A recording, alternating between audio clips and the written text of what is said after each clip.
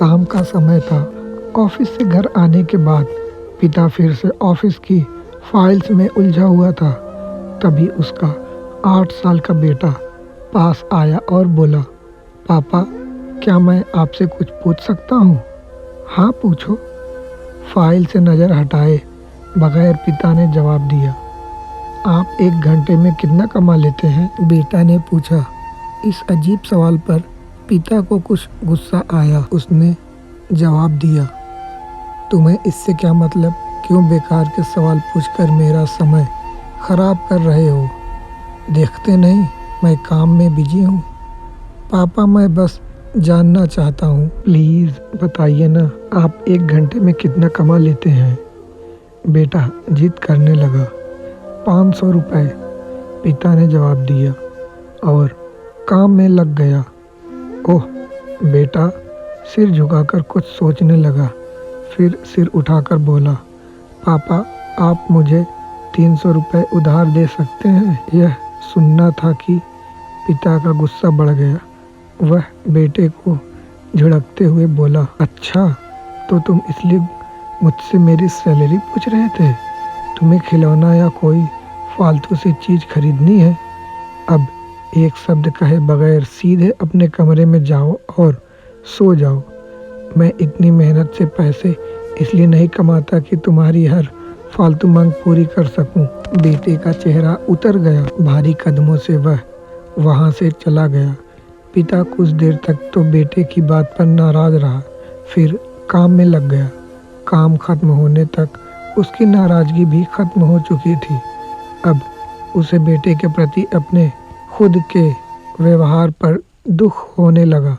वह सोचने लगा कि हो सकता है बेटे को सच में किसी ज़रूरी चीज़ के लिए 300 रुपये की ज़रूरत हो। वो वैसे भी हर समय पैसे नहीं मांगता। वह बेटे के कमरे में गया, देखा बेटा बिस्तर पर लेटा हुआ था। उसने पूछा, सो गए क्या? बेटा तुरंत उठकर बैठ गया और बोला, नहीं पापा, मैं जगा हुआ हूँ। बेटा, मैं काम की वजह से परेशान था और मेरा काम का गुस्सा तुम पर निकल गया।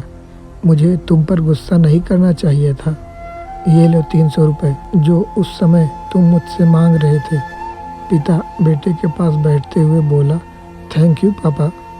बेटा चहक उठा। 300 रुपये एक तरफ रख उसने अपने तकिए के नीचे दबे हुए नोट निकाले और उन्हें गिनने लगा। यह देख पिता को फिर से गुस्सा आने लगा। वह गुस्से में बोला, जब तुम्हारे पास पहले से ही पैसे थे तो तुम और पैसे क्यों मांग रहे थे? क्योंकि मेरे पास पूरे पैसे नहीं थे पापा, अब है, बेटे ने मासूमियत से जवाब दिया। पापा, ये लीजिए 500 रुपये। क्या इससे मैं आपका 1 घंटा खरीद सकता हूँ? प्लीज़ कल आप घर जल्दी आ जाना, मैं आपके साथ डिनर करना चाहता हूँ। बेटे की बात सुनकर पिता अवाक रह गया। इस कहानी से हमें यह सीख मिलती है कि हम पैसे कमाने की जद्दोजहद में इतने ज़्यादा व्यस्त हो जाते हैं कि हमारा परिवार पीछे छूट जाता है। हमारे पास अपने परिवार और प्रियजनों के साथ बिताने के लिए समय ही नहीं होता। समय धीरे धीरे हमारे हाथ से फिसलता चला जा रहा है और बीता समय कभी वापस नहीं आएगा। ऑफिस में हमारा रिप्लेसमेंट बड़ी ही आसानी से ढूंढ लिया जाएगा, लेकिन परिवार का कोई रिप्लेसमेंट नहीं है। अपने परिवार को महत्व दें। हम आशा करते हैं ये कहानी आप लोगों को बहुत ही पसंद आई होगी।